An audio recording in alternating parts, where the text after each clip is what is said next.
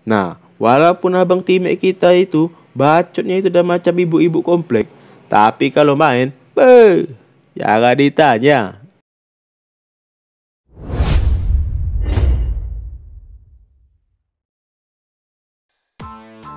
Halo teman-temanku sekalian, balik lagi ya kan dengan aku Mama Rivaldo di channel Aldo Ger. Nah, jadi pada video kali ini aku pengen cerita sedikit lah sama kalian ya kan tentang hal yang menarik buatku, yaitu tentang tim-tim yang akan bersinar di MPL Season 7. Kenapa MPL Season 7 bang? Ya emang menurut analisis Wakger ini ya kan, Season 7 ini bakal jadi season yang berdarah. Wih, bukan main ya kan. Gimana bisa gitu bang? Ya sabarlah, biarkan Wakger ini jelaskan dulu ya kan. Nah, kenapa bisa gitu? Karena seluruh tim menurutku udah mulai improve ya kan. Mulai dari Pekroboy pindah salah. Mana rupanya abang ini bah? Sorry lah. Nah, mulai dari tim juru kunci yang sudah berseason-season macam Geekfam sampai tim besar macam Epos udah mulai menunjukkan taringnya. Bentar, Epos belum. Yang paling menarik perhatianku adalah performa Geekfam di MPLI kemarin ya kan. Mulai dari mengalahkan Road Branch dan pasukannya sampai tunduk di bawah kaki Ayaudil, menurutku mereka mainnya udah mulai bagus ya kan. Apalagi Selena Bang Friza ini ya kan. Entah pakai auto aim macam FF atau pakai dukun, aku nggak tahu lah ya kan. Lelenya ini kena terus. Ditambah lagi flame shot, mati kutu tahu kau orang dibuatnya. Nah, itulah kenapa menurut aku Geekfam ini akan jadi tim kuda hitam di MPL Season 7 ya kan. Nah, selanjutnya bos. Wih, aku ngeri-ngeri sedap lah ya kan bahas tim ini ya kan. Banyak bocil ya soalnya. Salah kata dikit habis awak diserang ya kan. Ya, buat kalian yang nonton video ini janganlah baper ya kan. Anggap aja kalau nggak ada yang bisa diambil dari video ini, setidaknya bikin kalian ketawa udah cukup bagiku. Nah, lanjut kan nih? Lanjut ya kan. Mulai dari masuknya anak Raja Babi alias Antime sampai abang Clover yang akan pindah dari MDL ke MPL. Katanya, aku udah mulai ngeri-ngeri sedap lah ya kan lihat Evos ini. Setidaknya itu usaha dia agar timnya bisa bangkit di next season. Nah, walaupun abang teammate kita itu bacotnya itu udah macam ibu-ibu komplek, tapi kalau main, jangan ditanya, jago. Makanya gue dalam hati gue, wah sumpah ini sampai ketemu di, kan dia kan, gue udah ngomong, kan dia udah official Alterigo. Siapa-siapa aja Alterigo, sumpah dah. Gue walaupun Evos paling kuat atau RRQ paling kuat, gue ping bantai Alterigo tai. Serius? Biar? Ya biar dia, lu ninggalin orang gini amat bro. Abang teammate kita ini ya kan, janganlah kalian hina. Mentang-mentang forma dia akhir-akhir ini menurun di Onyx, tapi bukan berarti skillnya hilang. Sedikit. Gini. Mulai dari juara MPL sampai juara MSC udah pernah dia pegang wak geng, ya kan? Bahkan dia dikenal dengan julukan Tamus terbarbar di muka bumi. Gimana gak dijuluki gitu ya kan? Dulu waktu masih main di tim lamanya yaitu Onyx, abang kita ini entah disuruh pelatihnya atau emang dia yang pilih, ku tengok asik main tamu saja ya kan, nggak ada yang lain. Nah tapi semenjak masuk tim macan ini udah mulai main yang lain ya kan, tapi kalah.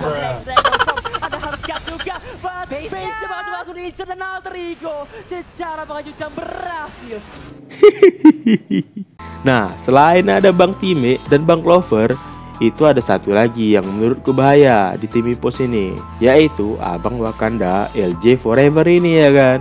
Julukannya Bapak Kufra Indonesia. Aku gak ngerti lah ya kan, kenapa player sekelas Abang LJ ini dilepas oleh RRQ. Tapi menurutku performa abang kita ini masih paten, cuma emang belum bersinar aja. Aku gak ngerti lah ya kan, mungkin masih butuh chemistry. Nah, selanjutnya ada Bang Wan. Menurutku Abang Wan ini masih paten lah ya kan, tapi emang mungkin entah itu dari internal dia atau eksternal timnya yang mungkin belum solid. Ya wajar lah, ya kan?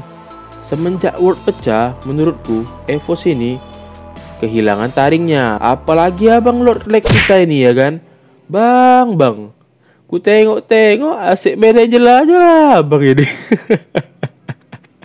Entah karena suka atau apa, aku gak tahu lah. Semenjak dibacotin cuman bisa Claude, nah sekarang dia cuman bisa Angel lah. Nah selanjutnya ada abang Iksan Luminaire. Orang ini menurutku yang akan menjadi kunci bagi permainan EVOS ke depannya. Karena entah kenapa abang ini suka kali lah aku lihatnya cara mainnya, ya kan. Menurutku abang ini punya otak yang mantap. Pada season sebelumnya turunnya promo EVOS, salah satu faktornya pun adalah karena dia keluar. Dan salah satu faktornya lagi yaitu belum move on dari World. Apalagi setelah kehilangan raja babi kita yang terkenal akan cowoknya itu, ya kan. Kembang kempis lah lo bang hidung koyur, kurasa dipuji, ya kan. Nah lanjut Alter Ego. Tim yang baru banyak bocilnya season kemarin ini menurutku masih kuat. Cuman memang kehilangan sel earner macam abang Ahmad kita ini di tim itu berdampak besar banget buat timnya. Entah apa yang kurang, tapi menurutku pada M2 kemarin mereka mainnya nggak stabil. Kadang menang mudah, kadang kalah ke bantai. Tapi memang menurutku kehilangan satu pemain buat tim yang udah solid macam Alter Ego ini dampaknya akan besar sekali. Aku pun udah ngomong kemarin, ya kan, dalam hati. Kalau kehilangan Ahmad ini pasti bikin Alter Ego ini goyah. Aku nggak bilang abang Yam kita ini jelek, ya kan. Menurutku dia bagus kalau pakai Yuzong. Serius lah, dia mainnya emang bagus. Ada bagai hal yang tidak bisa kita lihat sebagai penonton, tapi efeknya kerasa banget buat tim. Itu cuma bisa dirasakan oleh tim. Jadi kalian janganlah kalian hujat-hujat dia. Ingat, kata-kata kalian itu kadang lebih menyakitkan daripada pisau. Jadi bacot itu dijaga deh. Nah selain Ahmad ada Ayaudil kita, ya kan. Orang ini menurutku adalah sosok yang buat Alter Ego berubah permainannya.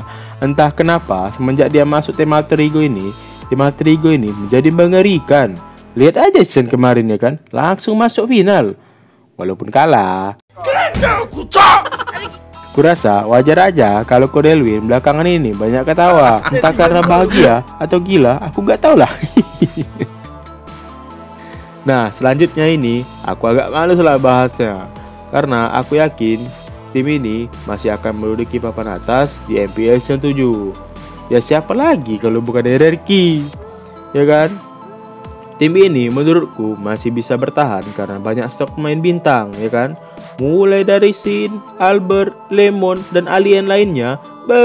Menurutku tim ini masih akan bertahan lah di season 7. Kecuali kalau seandainya mereka kehilangan pemain macam EVOS kemarin, ya kan. Bukan apa-apa, Ger. Menurutku di situ wajar aja pusing kepalanya, ya kan. Kehilangan pemain inti semua. Pasti harus bonding lagi untuk bentuk chemistry dan lain-lain. Ibaratnya bikin tim baru lagi.